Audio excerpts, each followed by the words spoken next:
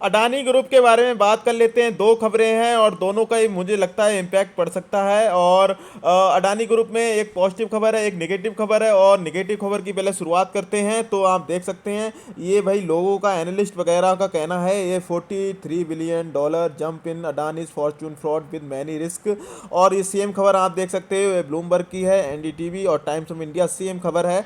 और आप देख सकते हैं इसको, बाद में इसको डिटेल में डिस्कस करेंगे, उससे पहले और खबर पे देख लेते हैं। दूसरी खबर जो पॉजिटिव है वो है गौतम अडानी ने भाई सीमेंट बिजनेस में भाई हाथ आजमाना चालू कर दिया है। इसको भाई सीमेंट बिजनेस में भी हाथ आजमा रहे हैं, ये अब आ गए सीमेंट सेक्टर में। तो ये भी देख सकते हैं, मिंट की है, इकोनॉमिक्स टाइम और सभी पर ये न्यूज़ तो आपको मिल जाएगी।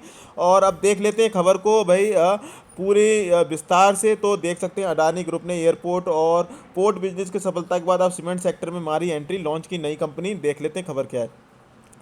एयरपोर्ट और पोर्ट बिजनेस के बाद देख सकते हैं गौतम अडानी की कंपनी अडानी ग्रुप ने सीमेंट सेक्टर में ज़बरदस्त एंट्री मारी है। और ये अडानी ग्रुप की फ्लैगशिप कंपनी अडानी एंटरप्राइजेस ने शनिवार को स्टॉक एक्सचेंज को बताया कि अडानी ग्रुप ने अडानी सीमेंट के नाम से एक फुली ओल्ड कंपनी की स्थापना की है।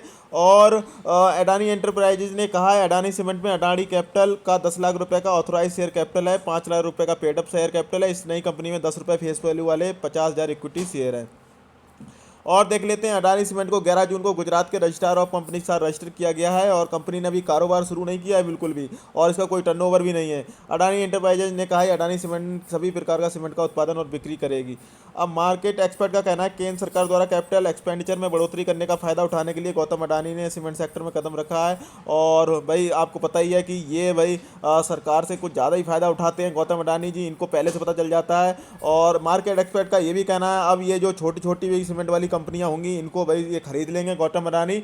और भाई इनका खुद का अपना जो सीमेंट वाली कंपनी है इसको बड़ा करेंगे, इसी तरीके से जैसे भाई इन्होंने किया अपनी और कंपनियों में, छोटी मोटी कंपनियों खरीदते जाते ही हैं। और इनका भाई जो मुकाबला होगा एसीसी सीमेंट, जेके लक्ष्मी, जेके सीमेंट और मुजा सीमेंट जैसी कंपनियों से होगा। और श्री सीमेंट है और अल्ट्राटेक सीमेंट, काफ़ी कंपनियां हैं।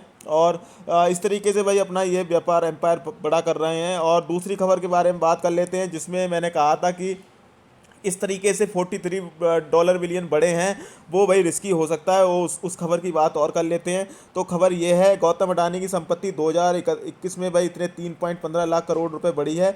और जिस तरीके से शेयर चढ़ रहे हैं उसमें कई रिस्क हैं, वो रिस्क के बारे में बात कर लेते हैं क्या क्या रिस्क हैं। तो देख सकते हैं गौतम अडानी की, ये मुझे कोई बताने की जरूरत नहीं है, ये जोरदार रैली दिख गई है। $43 बिलियन मैंने पहले ही बता दिया जो बढ़ गई है। और एशिया के सबसे सेकंड नंबर के बन गए हैं। और जो टोटल जो इनकी संपत्ति हो गई $76.7 बिलियन हो गई है, लगभग 5.60 लाख करोड़ रुपए के अधिक हो गई है। और आई किसके कारण है भाई, इन कंपनी जो इनके शेयर है भाई, अडानी टोटल गया 360%, 330% चढ़ गया। अडानी इंटरप्राइजेज 235%, अडानी ट्रांसमिशन 263% की तेजी देखी गई है इनमें। और अगर देखें मार्केट के एक्सपर्ट है उनका कहना है अडानी ग्रुप की कंपनियों के शेयर में जो इतनी तेजी और उछाल आई है उससे अडानी ग्रुप की जो संपत्ति है या गौतम अडानी की संपत्ति वो रिलायंस के भाई चेयरमैन मुकेश अंबानी और दुनिया के जो सबसे बड़े निवेशक हैं आपको पता है वॉरेन बफेट, बर्कशायर हैथवे उनकी कंपनी है, उससे भी तेजी से बढ़े हैं। और इसमें जोखिम छुपे हुए हैं।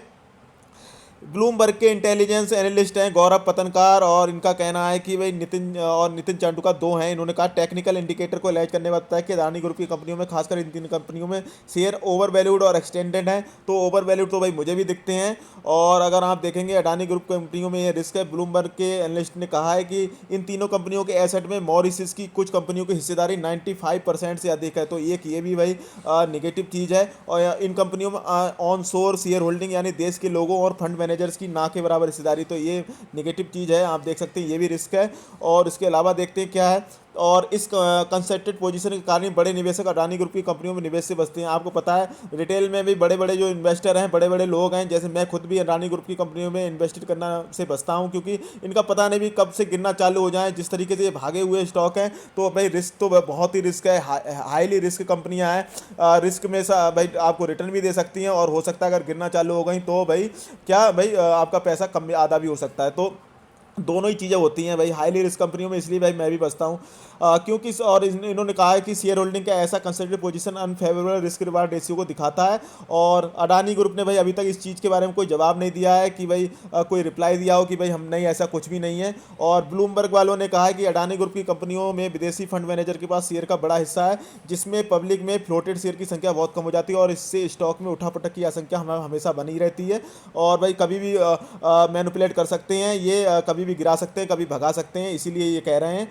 और ब्लूमबर्ग के और भी कहना है कि Elara India opportunity fund, APMS invest fund, Cresta fund और Albula Albula Albula investment fund, LTS investment और एशिया इन्वेस्टमेंट कॉर्पोरेशन अपने 90% एसेट अडानी ग्रुप की कंपनियों में लगाए हुए हैं। इसके अलावा एमएससीआई ने अपने इंडिया बेंचमार्क इंडेक्स में अडानी ग्रुप की 3 और कंपनियों को शामिल किया है, जिससे अब इंडेक्स में अडानी ग्रुप की 5 कंपनियां हो गई। इस वजह से एमएससीआई इंडेक्स इंडिया इंडेक्स को ट्रैक करने वाले इन्वेस्टर के लिए अडानी ग्रुप की कंपनियों के शेयर को खरीदना अनिवार्य हो जाता है, जिससे इसके शेयर और उछल जाते हैं। ब्लूमबर्ग इंटेलिजेंस के विशेषज्ञ तो कहने कि अडानी ग्रुप की कंपनियों के स्टॉक्स ओवर वैल्यूड हैं और उनके जो देखेंगे 200 मूविंग एवरेज है ना, उससे भी 150 से लेकर 200% से ऊपर ट्रेंड कर रहे हैं ये। और जबकि टेस्ला का शेयर जब अपने पीक पर पहुंचा था तो वो भी अपने 200 दिन के जो मूविंग एवरेज था उससे केवल 126% ऊपर ट्रेड कर रहा था। तो भाई रिस्क है अडानी ग्रुप के जो भी शेयर हैं, तो आप अपने हिसाब से कर सकते हैं। मैंने, मेरा काम था खबर से आपको जागरूक करवाना और खबर आपको बताना, तो मैंने बता दी। बाकी आप इन्वेस्टेड हैं तो आप अपने हिसाब से कर सकते हैं। अगर भाई काफ़ी नीचे से इन्वेस्टेड हैं तो पार्शली प्रॉफिट बुक कर लें। और नई एंट्री तो भाई अभी मैं मना ही करता हूं, जब इतने भागे जो भाई बहुत 52 हाई के आसपास चल रहे हैं उनमें नई एंट्री लेने से तो बचना चाहिए। बेशक वो वहां से और दुगने हो जाए, लेकिन हमें पता नहीं है, कोई भी ये प्रिडिक्ट नहीं कर सकता कि कब कोई बैड न्यूज आ जाए और वहां से नीचे आ जाए। हमें बस क्या है, हमें भाई अपना पैसा बनाना है तो इस तरीके से बनाना है विदाउट रिस्क, जिसमें रिस्क ना हो। तो यही भाई मैंने आपके साथ एक अपनी जो व्यू है उसको साझा कर दिया है अडानी वाले शेयर के बारे में। और बाकी आपकी मर्जी, आपका पैसा, अपने फाइनेंशियल एडवाइजर से पूछ सकते हैं। आप चाहें तो और चैनल्स हैं उनसे उनको देख सकते हैं और अपना एक व्यू बना सकते हैं और उसके बाद अपना कुछ काम कर सकते हैं, जो भी आपको करना है, चाहे बेचना है चाहे खरीदना है। और बाकी मेरी वीडियो को वही लाइक कर देना, चैनल को सब्सक्राइब कर देना। जय हिंद दोस्तों।